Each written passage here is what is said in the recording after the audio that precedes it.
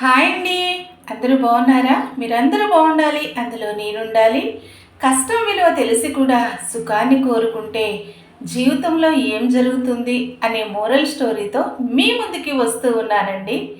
అనగనగా సింధూపురం అనేటటువంటి గ్రామంలో సుబ్బయ్య, రాజమ్మ అనే భార్యాభర్తలు ఉన్నారు. వీరు చాలా పేదవారు.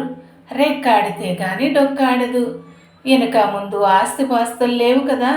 వెనక ముందు కూడా ఎవరు బంధువర్గాలు కూడా ఎవ్వరూ లేరు. వారు రెక్కలు నమ్ముకునే జీవనాన్ని కొనసాగించాలి. వీరి కుటుంబం మాత్రమే కాదు, ఆ సింధూపురంలో ఉన్నటువంటి అందరూ కూడా పేదవారే. రెక్కల్ని నమ్ముకుని జీవించాలి. అయితే చాలా కాలం ఇలా కష్టాన్ని నమ్ముకుని జీవిస్తూ ఉన్నారు. అయితే కొన్నాళ్ళుగా ఏం జరుగుతుంది అంటే పంటలు సరిగా పండట్లేదు. వర్షాధారం పంటలే అక్కడ పండుతాయి. వర్షాల మీద ఆధారపడి మాత్రమే అక్కడ పంటలు పండిస్తారు తప్ప బోరుబావులు కానీ, కాలువలు కానీ, నదులు కానీ ఆ ఊరికి సమీపంలో ఏమీ కూడా నీటిపారుదల వసతి ఉండదు. అయితే కొన్నాళ్ళుగా వర్షం కురకపోవడం వల్ల మరి నేలంతా కూడా బేటలు వచ్చేసి ఎక్కడా కూడా పని లేక ఆ ఊరందరూ కష్టపడుతూ చాలామంది కూడా వేరే ఒక ప్రాంతాలకి వలస వెళుతూ ఉంటారు. అయితే ఈ యొక్క మరి రాజమ్మ భర్త ఈ సుబ్బయ్య ఏం చేస్తాడంటే ఎలాగా అని కూడబెట్టుకున్నటువంటి డబ్బులన్నీ కూడా అయిపోతాయి. అప్పుడు భార్య చెప్తుంది, మగవాళ్ళందరూ కూడా ఊరిలో వలస వెళ్ళి పనులు చేసుకుని వస్తున్నారు. నువ్వేమో ఉన్న ప్రతి రూపాయి కూడా ఖర్చు పెట్టేశాము, అయిపోయింది. ఈ పూటకి ఇంట్లో ఉన్న 4 గింజలతో గంజి కాసి నీకు పోస్తాను. అందరు మగవాళ్ళు కూడా వెళ్ళి మరి ఎక్కడో పని వెతుక్కుంటున్నారంట తూర్పు దిక్కుగా. నువ్వు కూడా వెళ్ళు మామ అని చెప్పి తన భర్తకు చెప్తుంది. అయితే కొంతసేపు శ్రద్ధ చూపించడు. అయితే మరి రాజమ్మ అంటుంది, నువ్వు కనుక వెళ్ళకపోతే నేను మా పుట్టింటికి వెళ్ళిపోతాను అని చెప్పి భయపెడుతుంది. ఎప్పుడైతే భార్య ఈ విధంగా బెదిరించిందో, అమ్మో మరి పుట్టింటికి వెళ్ళిపోతుందేమో, నా జీవితం ఒంటరి జీవితం అయిపోతుందని, సరే రాజమ్మ నువ్వు అన్నట్టుగానే నేను వెళతాను అని చెప్పి బయలుదేరాడు. ఎటుదారు వెళ్ళారో మరి ఊరిలో వాళ్ళందరూ అడుగుతూ అడుగుతూ వెళుతూ ఉంటే మరి ఈ తూర్పు దిక్కుగా వెళ్ళారని ఆ చూసిన వాళ్ళందరూ కూడా చెప్తూ ఉంటారు. అలాగే కొంత దూరం వెళ్ళేటప్పటికి నడుచుకుంటూను చాలా ఎండగా ఉండడంతో చాలా అలసట వస్తుంది, నీరసం వస్తుంది, దాహం వేస్తుంది. అయితే చెమటలు పట్టి ఒక చెట్టు ఉంటే ఆ చెట్టు కింద కాసేపు విశ్రాంతి తీసుకుని రాజమ్మ కాసిచ్చిన ఆ గింజ తాగి మరలా నడవడం మొదలు పెడదారి, అప్పుడు మా వాళ్ళు కనిపిస్తారు అనుకుని ఆ చెట్టు కింద మరి కొంతసేపు విశ్రాంతి తీసుకుందారి అనుకుని తన దగ్గర ఉన్నటువంటి ఆ రుమాలు తీసుకుని కింద నేల మీద వేసుకుని జస్ట్ అలాగా నడుము వాల్చుకున్నాడు. అంతలోనే తనకి బాగా ఎండ తగలడంతో వెంటనే నిద్రలోనికి జారుకున్నాడు. ఈ గెజ్జి తాగి పడుకుంటా నిద్రలోకి జారుకోగానే గాఢ నిద్రలోనికి వెళ్ళిపోయాడు. అంతలో మరి అక్కడ ఉన్నటువంటి ఎవరో ఒక వ్యక్తి ఆకలితో అలమటిస్తూ ఆ దారిని వెళుతుండగా ఇతను స్పృహ తప్పు లేకుండా మరి నిద్రపోతూ ఉంటే, అయితే ఇతను తెచ్చుకున్నటువంటి ఆ గంజన్నాన్ని ఆ చెట్టుకి తగిలించాడు. తగిలిస్తూ ఉంటే మరి ఆ దారిని వెళుతున్నటువంటి నిరుపేద ఆకలితో అలమటిస్తూ ఉన్నటువంటి ఆ వ్యక్తి మరి ఇతను చూసి నిద్రలో ఉన్నాడులే, నాకు ఆకలి వేస్తుందని ఇతను తెచ్చుకున్నటువంటి ఆ గంజన్నాన్ని తినేసి ఆ గంజి తాగేసి వెళ్ళిపోతాడు. అయితే ఇదంతా గమనిస్తూ ఉంటుంది అక్కడ ఉన్నటువంటి ఒక దేవత. గమనిస్తూ ఉండి, అయ్యో పని కోసం బయలుదేరాడు, భార్య ఇచ్చిన ఈ గంజని కూడా మరి ఆ నిరుపేద తాగేశాడు. ఎంతో కష్టపడి పని చేసుకుని బ్రతికే వాళ్ళకి ఆ ఊరిలో పని లేకపోవడం వల్ల ఎంత కష్టం వచ్చింది అనుకుని, అయితే ఒక గిన్నెను మరి మూట కట్టి తను తెచ్చుకున్నటువంటి ఆ రుమాలకు మూట కట్టి తను ఎక్కడైతే చెట్టు తగిలించాడో ఆ చెట్టుకి తగిలించేసి ఆ దేవత వెళ్ళిపోతుంది. అప్పుడు కొంతసేపు అయిన తర్వాత, అయ్యో నేను నిద్రపోయానా, అమ్మో మా వాళ్ళు ఎక్కడున్నారు, ఇప్పుడు నడుచుకుంటూ వెళ్ళడానికి చీకటి పడిపోతుంది, ఆకలి చాలా దంచేస్తుంది కడుపులో అని చెప్పి వెంటనే ఆ చెట్టుకు తగిలించిన ఆ మూటను తీసుకుని ఇప్పేటప్పటికి ఆ గిన్నెలో అన్నం ఉండదు, గంజి ఉండదు, ఏమీ ఉండదు. అయ్యో ఆకలేస్తుంది నాకు, ఎలాగ నేను మళ్ళీ ఎంతో దూరం నడిచి వెళ్ళాలి అనుకుని బాధపడుతూ ఆ యొక్క గిన్నెను నేలకేసి కొడతాడు. కొట్టినప్పుడు వెంటనే పంచపరమాన్నాలు ఆ గిన్నె చుట్టూ వచ్చేస్తాయి.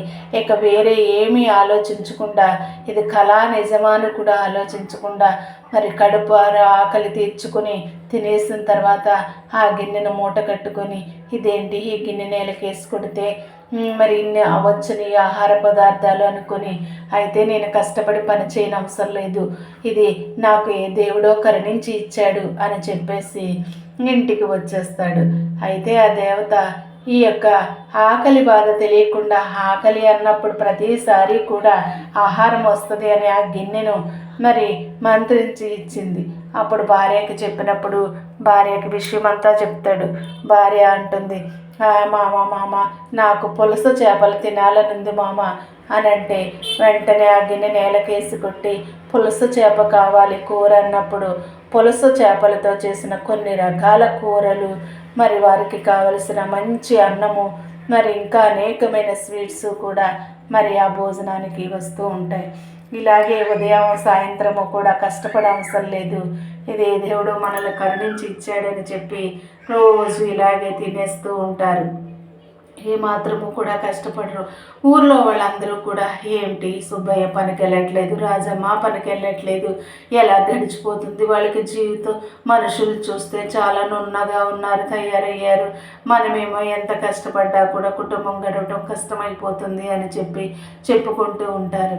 అయితే రోజు ఇలా చేస్తూ చేస్తూ చేస్తూ ఉంటే వెంటనే కొన్నాళ్ళకి ఏం జరుగుతుంది అంటే, మరి భయంకరమైన లావు పెరిగిపోతారు, ఇద్దరూ కూడా లావు అయిపోతారు. వారి పని వారు చేసుకోవడమే చాలా కష్టంగా ఉంటుంది. కూర్చొని లేగలేరు, మరి నించున్న వాళ్ళు కూర్చోలేరు, అంత కష్టంగా ఉంటుంది. అమ్మో ఏమిటి మామ, మరి ఊరికే వస్తుంది కదా అని చెప్పేసి తినేస్తూ ఉంటే కండలు తిరిగిపోయినట్టు తయారయ్యాము. ఇప్పుడు ఆ యొక్క కష్టం చేసుకున్నప్పుడే బాగుండేది మన పరిస్థితి, ఇప్పుడు ఇలా తయారైపోయాము, అయ్యో మరి ఏం చెయ్యాలి దేవుడా అనుకుని అలా బాధపడుతూ ఉంటారు. ఏ పనిలోనూ కూడా ఎవరు సహాయపడరు. అయితే ఒకరోజు గుమ్మలో కూర్చొని ఇద్దరు బాధపడుతూ ఉంటే అటుగా ఒక పెద్ద ముసలాయన ఒక సాధు వెళ్తూ ఉంటే వెంటనే అంటారు, అయ్యా గురువు గారు అని అంటే, ఏమిటి నాయనా అంటే జరిగిన విషయం చెప్తాడు. అయితే నేను ఒక విషయం చెప్తాను విను, నీ చుట్టూ ఉన్నటువంటి ఆ ఇంటి చుట్టూ ఉన్నటువంటి ఆ రాతి నేలంతటినీ కూడా రోజు మీరు ఆ రాళ్ళన్నీ ఏరి దూరంగా పడేసి చుట్టూను ఆ మట్టి తిరగబెట్టి చక్కగా మొక్కలు నాటి చుట్టూ కంచె వేయండి. రోజు వేరే చోట నుంచి నీళ్లు తీసుకొచ్చి ఈ మొక్కలకి వేయండి. మరి ఇక్కడ ఒక బావి తవ్వండి, మీరు అది మీరిద్దరే కలిసి తవ్వాలి, ఎన్ని రోజులైనా పర్వాలేదు, నెలలైనా పర్వాలేదు అని చెప్పి ఇలా పనులు కనుక క్రమంగా చేస్తే నేను చెప్పినట్టు మీకు ఒళ్ళు నార్మల్ అయిపోతుంది, తగ్గిపోతుంది, మీ ఒళ్ళు తేలిక పడుతుంది, మీరు కష్టపడే తినండి తప్ప ఇక నుంచి ఆ యొక్క మంత్రించిన ఆ గిన్నె ద్వారా వచ్చిన ఆహారం తినొద్దు అని చెప్తాడు. అలాగేనని చాలా రోజులుగా అదే విధంగా చేస్తూ ఉంటారు. కొన్నాళ్ళకి అలా చేస్తూ ఉంటే మరి మొదట్లో ఎలా ఉండేవారు, చక్కగా తేలికపాటి ఒళ్ళు సన్నంగా వారు కష్టపడి పని చేసుకోవడానికి వీలుగా ఉండేవారు, ఇప్పుడు కూడా అలాగే తయారవుతారు.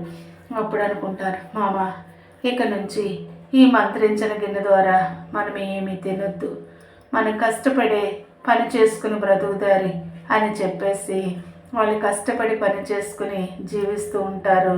ఒకరోజు భార్యాభర్తలు కూర్చొని అనుకుంటారు, ఇది ఆ దేవుడు మనకి ఇచ్చినటువంటి ఈ యొక్క వరం కదా, ఎంతోమంది ఊరిలో కానీ పక్క ఊరిలో కానీ ఆహారం లేక బాధపడుతూ ఉన్నారు, మనము మాత్రం మనం కష్టించినటువంటి ఆహారమే తిందారు, ఈ మంత్రించిన గిన్నె ద్వారా అనేక మందికి ఆహారం పెడదారు అని చెప్పి మరి పేదవారికి ఆహారం లేని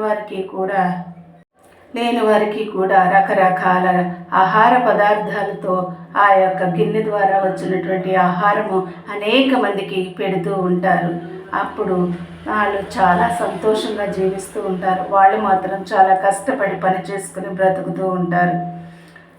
చూసారు కదండి, ఈ స్టోరీ మీకు నచ్చినట్లయితే తప్పకుండా లైక్ చేయండి, షేర్ చేయండి, సబ్స్క్రైబ్ చేసుకోండి. ఎప్పుడైనా సరే కష్టాన్ని నమ్ముకుని జీవిస్తే ఒకరోజు కష్టపడ్డ తర్వాత సుఖం అనేది వస్తుంది. ఆ కష్టం మీదే బ్రతికితే సంతృప్తిగా ఉంటాము. అంతేకాకుండా కష్టపడకుండా వచ్చినటువంటి ఆహారము తిన్నా కూడా అనేకమైనటువంటి ప్రాబ్లమ్స్ మనమే కొని తెచ్చుకుంటాము. కడలి vlogs, motivational words, inspiring stories, moral stories, మరెన్నో జీవిత సత్యాలు చెప్తూ నా ఛానల్ ద్వారా మీ ముందుకి వస్తూ ఉన్నానండి. నా ఛానల్ నచ్చి చూసి నన్ను సపోర్ట్ చేస్తున్న ప్రతి ఒక్కరికి కూడా ధన్యవాదాలు తెలియజేయుచున్నానండి. మీరు తప్పకుండా నన్ను సపోర్ట్ చేస్తూ ఉంటే మరిన్ని మంచి మంచి వీడియోస్, మంచి మంచి moral stories, success tips, inspiring stories, జీవిత సత్యాలు చెప్తూ మరి ఇంకా మంచి వీడియోస్ పెడతానని నేను మీకు తెలియజేస్తూ ఉన్నాను. Thank you for watching.